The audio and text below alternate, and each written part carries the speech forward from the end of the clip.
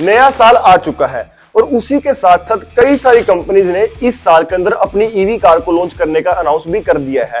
और यहां से ये चीज बिल्कुल साफ हो जाती है कि इस साल पेट्रोल और डीजल से ज्यादा ईवी कार्स आने वाली है। आप लोग देख सकते हो महिंद्रा अपनी XEV9 लेकर आएगी, BE6 लेकर आएगी और साथ में टाटा भी अपनी सिएरा ईवी लेकर आने वाली है।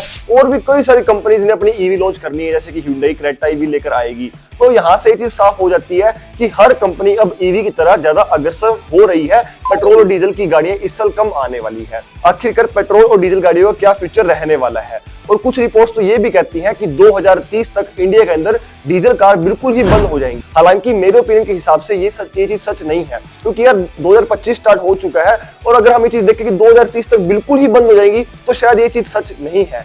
क्यों? क्योंकि 2030 तक हम ये चीज कह सकते हैं कि हाँ डीजल गाड़ियां काफी कम हो जाएगी और पेट्रोल का नंबर भी काफी कम हो जाएगा, लेकिन शायद ही हो कि 2030 तक कंप्लीटली बंद हो जाए। लेकिन यार ये बात तो है कि एक ना एक दिन इन्होंने बिल्कुल बंद तो होना ही है। तो यहाँ पर सबसे बड़ा सवाल ये भी खड़ा होता है कि आखिरकार जो नए एमिशन नॉर्म्स है, जो कि BS7 एमिशन नॉर्म्स है, वो इंडिया के अंदर लाए जाएंगे या फिर नहीं। तो आज की वीडियो में हम यही सब डिस्कस करने वाले हैं। आखिरकार ये इंडिया के अंदर आएंगे या फिर नहीं, ये हम आज की वीडियो में जानेंगे। तो आप लोग हमारे साथ वीडियो के एंड तक बने रहें। तो अब हम लोग ये चीज देखते हैं कि आखिरकार ये BS7 का मतलब क्या होता है। BS7 का मतलब होता है भारत स्टेज 7, यानी कि ये एक ऐसे रूल्स एंड रेगुलेशंस होते हैं जो कि गवर्नमेंट ऑफ इंडिया सेट करती है ऑटोमोबाइल कंपनीज के लिए जो कि इंडिया में ऑपरेट कर रही है। यानी कि उनको उस एमिशन नॉर्म्स के हिसाब से ही अपनी कार के इंजन को डिजाइन करना होगा। जितना पोल्यूशन उन्होंने अलाउ किया है उतना ही उनकी कार का इंजन पोल्यूशन करना चाहिए। अगर वो उससे ज्यादा करेगा तो उनको अपने इंजन को बंद करना पड़ेगा और हो सकता है कि उनको अपनी कंपनी को भी बंद करना पड़े। ये बहुत बड़ा एग्जांपल है, जैसे कि फोर्ड और मित्सुबिशी। आप लोग देख सकते हो BS6 इंजन वो इतने अच्छे तरीके से नहीं बना पाए थे और पहले से उनकी सेल्स तो हो ही नहीं रही थी, तो उनको अपनी कंपनीज को बंद करना पड़ा। और आप लोग एक एग्जांपल यहां से भी देख सकते हो, मारुति सुजुकी जो कि पहले तक अपने डीजल इंजन बनाती थी, जब BS6 जो फेज आया उसके कारण वो डीजल इंजन भी इतने अच्छे तरीके से नहीं बना पाए BS6 के लिए, तो उनको अपने डीजल इंजन को भी बंद करना पड़ा। और आज के टाइम में वो सिर्फ और सिर्फ अपनी पेट्रोल कार ही इंडिया के अंदर लेकर आ रहे हैं।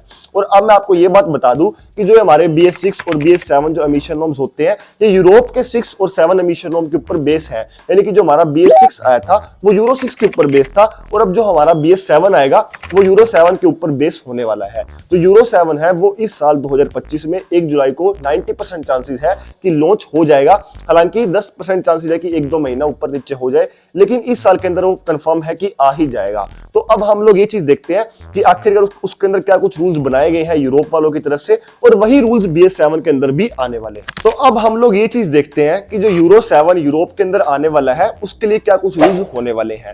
काफी बारीकी से ध्यान दिया गया है इस बार, क्योंकि एक जो हमारी कार की टेल पाइप होती है जिससे हमारी जो गैसेज निकलती है बाहर की तरफ, उसको भी मॉनिटर किया जाएगा। एक नई चीज लेकर आने वाले हैं जिसका नाम होगा OBM, यानी कि ऑन बोर्ड मॉनिटरिंग, जो क्या करेगा, जो हमारी टेल पाइप से जो गैसेज निकलेंगी ना उसको भी मॉनिटर करेगा। यानी कि हमारी टेल पाइप जैसे कि carbon dioxide, ammonia, nitrogen oxide जैसी हार्मफुल गैसेज निकलती जो कि बहुत ज्यादा पोल्यूशन क्रिएट करती हैं, उनको भी जो कार है वो मॉनिटर करेगी। यानी कि जो ड्राइवर के डिस्प्ले है उसके ऊपर जो इंफॉर्मेशन आती रहेगी कि कितनी वो उसको एक्सीड कर रही है, कितनी उसकी लिमिट आ रही है। और जैसे ही लिमिट से ज्यादा वो उसके अंदर निकलने लग जाएगी गैसेज, तो वैसे ही ड्राइवर को वार्निंग आ जाएगी स्क्रीन के ऊपर कि आपको आपकी कार को रिपेयर करवाने की जरूरत है या फिर आपको आपके इंजन के अंदर कोई भी काम करवाने की जरूरत है। क्योंकि काफी ज्यादा स्ट्रिक्ट एमिशन नॉर्म्स होने वाले हैं। अगर थोड़ा सा भी जो लिमिट है वो पार होने हो जाएगी, वैसे ही ड्राइवर को वार्निंग आ जाएगी और ड्राइवर को अपनी कार को रिपेयर करवाना होगा। काफी ज्यादा स्ट्रिक्ट है यूरोप की गवर्नमेंट इन एमिशन नॉर्म्स को लेकर। और सिर्फ इतना ही नहीं, जो हमारी कार की ब्रेक से और जो हमारे कार के जो सड़क पे टायर चलता है उससे जो पोल्यूशन क्रिएट होता है ना, उसके ऊपर भी ध्यान दिया जाएगा। मतलब आप लोग सोच सकते हो यार, जो हमारी कार की ब्रेक लगती है ना, जो हमारे टायर और ब्रेक पैड जब आपस में टच होते हैं उससे भी एक माइक्रो प्लास्टिक पोल्यूशन क्रिएट होता है। हालांकि काफी कम अमाउंट होती है, लेकिन अगर हम सारी कार्स को इकट्ठा कर दें तो वो भी काफी बड़ा एक अमाउंट बन जाती है पोल्यूशन की। उस चीज को भी मॉनिटर किया जाएगा और उसको भी कम करने को कहा जाएगा सारी ऑटोमोबाइल कंपनीज को। और जो हमारी जो कार सड़क पर चलती है, जो हमारा टायर उससे टच होता है, उससे थोड़ा बहुत पोल्यूशन क्रिएट होता है, उनको भी कंट्रोल किया जाएगा। मतलब आप लोग ये चीज देख सकते हो यार, काफी बारीकी से ध्यान दिया जाएगा और ये सब चीजें हमारी BS7 के अंदर भी आने वाली है। और सिर्फ पेट्रोल और डीजल के ऊपर नहीं, ईवी और जो हाइब्रिड है उनके ऊपर भी ध्यान दी जाएगा। जो ईवी कार्स होंगी उनकी ऑटोमोबाइल कंपनीज को ये बात कही जाएगी कि आप लोगों की जो ईवी कार्स है उनकी बैटरी की लाइफ भी और ज्यादा इंक्रीज होनी चाहिए, जिससे कि जो कस्टमर है उसके ऊपर जो खर्चा है मेंटेनेंस का वो कम आए। और जो ईवी कार्स जो बर्न हो जाती हैं उसके ऊपर भी काफी स्ट्रिक्ट रूल्स लेकर आए जाएंगे ताकि वो बर्न ना हो सके। और जो हाइब्रिड गाड़ियां हैं उनके ऊपर भी गवर्नमेंट की तरफ से ध्यान दिया जाएगा, क्योंकि जो उनकी बैटरीज है उनकी बैटरी की लाइफ भी और लंबी हो और उनको ज्यादा बढ़ावा दिया जाएगा आने वाले टाइम के अंदर। और यहां तक गवर्नमेंट ने यह बात भी कही है कि आने वाले टाइम के अंदर जो टर्बोचार्ज इंजन है और जो डायरेक्ट फ्यूल इंजेक्शन इंजन होते हैं उनको ज्यादा बढ़ावा दिया जाएगा, यानी कि जो नेचुरली एस्पिरेटेड इंजन है वो आपको BS7 के बाद थोड़े कम देखने को मिलेंगे और ज्यादातर गाड़ियां जो है वो टर्बोचार्ज इंजन के साथ आने वाली है।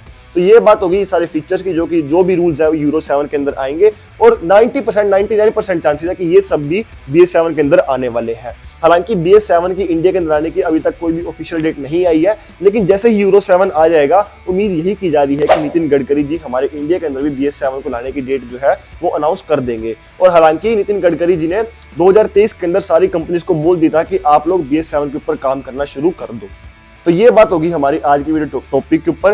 जो भी BS7 से रिलेटेड इन्फॉर्मेशन थी वो मैंने सारे आपको इस वीडियो के अंदर दे दी है, और जैसे ही कोई ऑफिशियल डेट आएगी उसके इंडिया के अंदर आने के लिए वो भी मैं आपको हमारे चैनल के ऊपर अपडेट कर दूंगा। और ऐसी और इन्फॉर्मेशन के लिए आप लोग हमारे चैनल को सब्सक्राइब कर सकते हैं। मिलते हैं नेक्स्ट वीडियो में, तब तक के लिए धन्यवाद।